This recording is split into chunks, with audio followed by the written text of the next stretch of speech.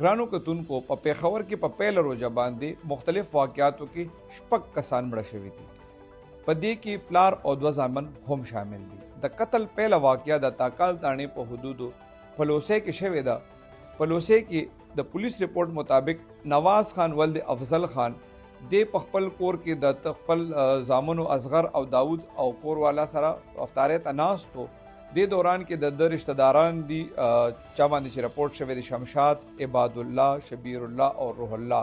پولیس وایي چې د ټیم کې دیر رالل او په دې نواز خان او د پزامنو باندې ډزې وکړې. په دې ډزو کې نواز خان مړ دی، د 13 کالو زوی چې کوم دی داود او د 30 کالو زوی اصغر، دا درې ونه مړه دي او د نواز خان کور والا په دې ډزو کې زخمی شوی دی. د پولیس وینا دا ده چې د ملزمان او د خپل مقتولین خپلو کې رشتہ داران دي او د جیداد په تنازع باندې د دینن د ورځې داسې 2 بجو ټیم کې هم تکرار شوی دی. په دې کیس کې ملزمان